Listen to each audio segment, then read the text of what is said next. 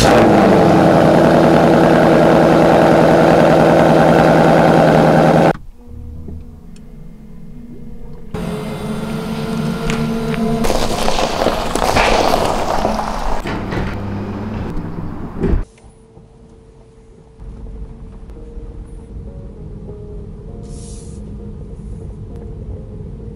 is up?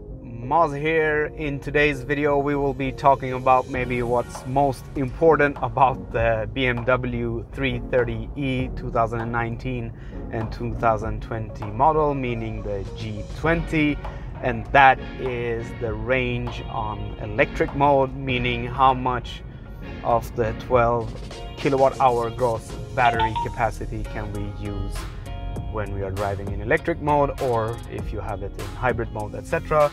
We will briefly talk about the different drive modes, but the intention of today's video is then to talk about real life performance as such. I have now been driven the car, let's see, what is it, almost 3,000 kilometers. So I've been using it as a daily to going forth and back to my work, and also picking up children from kindergarten and school and so on. And reviewers usually have the car for a couple of days max, and they won't be able to give you a real life situation, more or less, some better than others, but I thought I'll give you my impressions of driving this car for now almost 3 months, I think it is, or so. So I bought this car to be my daily, and considering the amount of distance I currently have to my work is around, let's say, 50 kilometers or so, similar, give or take a couple of kilometers. And I wanted to have a car which is rather cheap with regards to the running costs, as I have this car on my company as well, so I will benefit from tax benefits, etc., because plug-in hybrids and electrical cars in Sweden have a really low tax compared to regular combustion engine cars then. So that is why I opted for the BMW, because I know BMW as such as a brand. They build nice cars, they build cars which are dynamic, they build cars that are really fun to drive, etc. Hence why I opted for the BMW and let's say not a Volkswagen Passat GTE.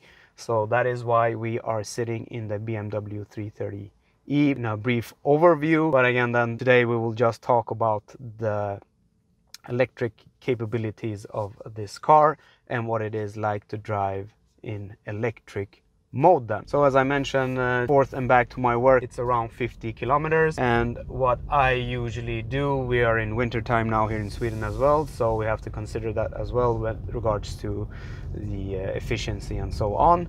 So I have 50 kilometers, I don't turn anything off, I have my AC on, I have my headlights on, of course, the head-up display is on, my stereo is on, I have meetings going forth and back to work, etc, etc. Everything is on and consuming energy then. In my daily commute, I have barely have had to run the car on the combustion engine side. More or less on my daily commute, I manage to drive with the electric motor only. So for me, I have been, I'll show you some of the figures about the MPG and so on. I think last time I checked, the MPG was at 118 miles per gallon, which is totally nuts. And with that said, I have been running the car on the ICE or internal combustion engine just to have it running and keep the oils not clogging up, etc. So those numbers would have been even lower if I would have driven it only in electric mode during these almost 300 kilometers. Let me just double check what we have with regards to the mileage. Since I got the car, or since it left the factory, I have driven a total of 2,843 kilometers, and the average consumption in liters has been 1.5 liters per 100 kilometers, and that equates to, I don't know, let's say 120 or so mpg, which is spectacular. It is totally awesome. I think BMW, when they had this car in mind, or similar cars from other manufacturers, they are targeting this type of driving when they say, yeah, you can reach this amount, or you can have this mpg, and so on and so on. So they are not made up figures, as long as you keep yourself within that confined, how should I say, range of driving and the way of driving. So it is achievable, but if you do highway runs for, I don't know, 100 kilometers at a time, of course, and at 100 kilometers, or let's say 60 plus miles an hour, the batteries will of course drain much quickly, and it's going to be very difficult to reach the advertised numbers. But for the daily commutes, staying at around 40 to, let's say, up to 60 miles per hour, I think these numbers are achievable and potentially a little bit above. And I say that because my record is, we got a new record. So we got 58.7 kilometers on pure electric mode, and the outside temperature is plus 4 degrees Celsius. 58.7 kilometers on one charge.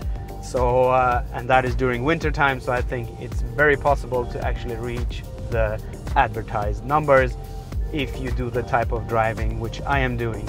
So 85% of my speed, which I have to and from work, is at around 40 or 50 miles per hour, and staying on constant speed, of course. Then otherwise, stop and go traffic, similar to an ICE engine, specifically with this car, which weighs around 200 kilos more than the regular 330i. I think if you compare those two models, this car is then 200 kilos heavier, and stop and go traffic will drain the batteries, of course, much quicker. Or if you're driving it on the internal combustion engine, your mpg will drop because it's a heavy car. So that's something also to keep in mind. God damn it, that was a big pothole, or whatever that was. I also briefly want to talk about the drive mode I use forth and back to work, or whenever I can, because I charge the car every time I get home. So we live in a house, so I have the possibility to charge my car daily, during night, during days, etc. So I try to charge it as much as I can when I go to the grocery store, etc, etc. That is one of the disadvantages, or if you want to say it like that, for a hybrid, is that you need to keep it charged as much as possible in order to get as much as benefit as possible from the electric side of things then. So I drive mine in electric mode only, meaning the car uses only the electric power. Unless you stomp on it, then it will get to a certain limit and your ICE will start, and that is not the actual speed, it is the actual amount of acceleration. And that has happened to me, and it still hurts my little heart, because it was 3 degrees Celsius outside. I stomped on it, the electric motor did so much, and then the ice kicked in. So you get my point. Cold engine, coiled oils, etc, etc, full rev, the ice just popped. It still again then hurts my soul. So that is something to consider as well. That is why I mentioned earlier in the video that I'm running the ice intentionally, because I want to have it running and also break in the combustion engine. Otherwise, I would be running potentially months without the combustion engine starting, and I don't think that is a good thing. I think you should always try to at least drive the car, I don't know, once a week at least on the ice, or once every other week for 30-40 minutes, just to keep it running in order for it not to die. If you're keeping the car only for a limited amount of time, let's say 1, 2, 3 years, I don't think maybe it's a big issue. But if you're intending to keep the car longer, or if you're like me, you want the car to have a healthy life all in all, even in 10 years time, so maybe then you would do it like I do. But otherwise, I think you are fine. BMW most likely have thought about this type of issue. I mean, in a regular combustion engine, you have the start stop, which is potentially increasing the wear and tear on your combustion engine as well. So I don't know, but that's also something to keep in mind and consider. But all in all, with the electric mode only, I make it to my work and back perfectly fine. So again, then running the car in pure electric mode for my type of driving, which is, I need to mention, I have changed the way I drive, at least to work and back from work. I put the car in the adaptive cruise mode. I set it to the current speed limit, and it goes as it goes. But in some aspects, the soul of driving a car has diminished somewhat with that type of driving, but that's the way it is. We have other type of drive modes as well, which I will talk about now. So we have something called hybrid mode. In that mode, the car tries to do its best with regards to when to use the electric motor, when to use the internal combustion engine, and so on. And also in the hybrid mode, you don't get that extra boost functionality which is available. You need to have the car in sport mode. And we have another drive mode called adaptive. It is nothing that is mentioned for some reason in the manual. As far as I know, I haven't found it in my manual. And adaptive, based on other BMWs, is that the car actually senses the way you are driving, and also if you have the GPS coordinates activated for where you're going, the car will know beforehand if there is a tight turn, etc., and the type of road, and it will actually behind the scenes adapt your suspension and so on to cope with the type of driving and the type of road you are on, in order to achieve the best driving experience, I would assume. And with the 330e model, then I guess the car also takes in the electric side of things in the way of driving and where you're going, etc.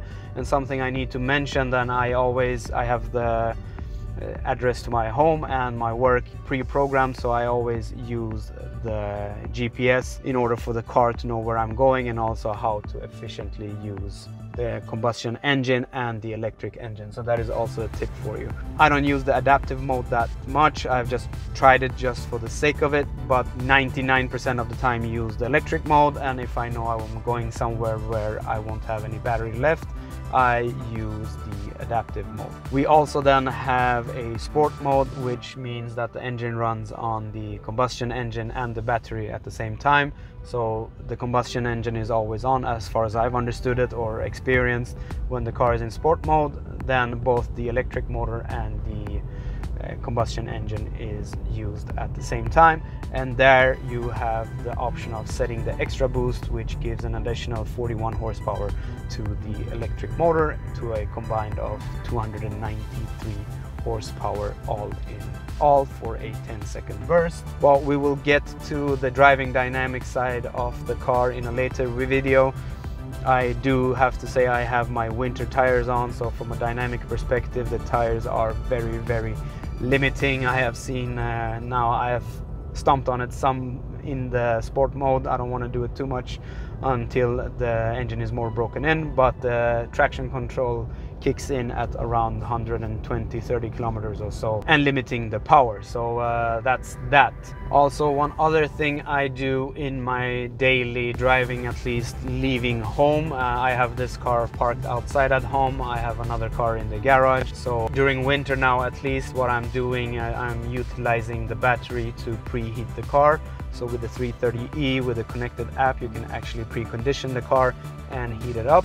But what you need to keep in mind is, if you don't have the car plugged in and use that function, it will actually drain quite a lot of battery. So the range will of course decrease drastically. What I usually do is I trick the system a little bit. So if I'm leaving, let's say at 7, I set the drive off time at 6:15, then at least the car is preheated. It is maybe not as warm as I would like to have it, but it is sufficient enough. So for me, that is not an issue, and I'll give the charger the time to charge the battery a little bit more before I leave then. And I also need to mention, if you are charging through your regular socket, which is not recommended, I use a 3-phase connector at home, so I know at least I'm covered from that perspective. But if you have a charge box, then potentially the charge box will be able to charge your battery and heat the car at the same time.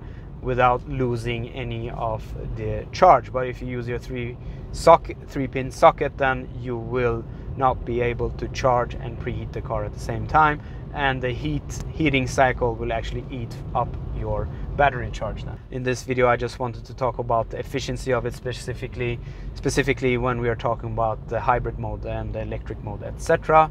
So I hope this has given you some input on that. If you have any questions at all with regards to the car and the electric mode and so on, just hit me up in the comment sections below and I will try to answer them the best I can. And also please do remember to like and subscribe, and also hit that bell notification so you're notified when a new video is uploaded. So for this car I have some modifications coming as well, and also I post a bunch of other type of videos with regards to cars, so car meets, detailing, polishing, etc. And also then modifications on my other car, which is a Mazda MX-5 30th anniversary. God damn these potholes. And so yeah, stay tuned for that. Thank you for watching. I'll see you on the next one.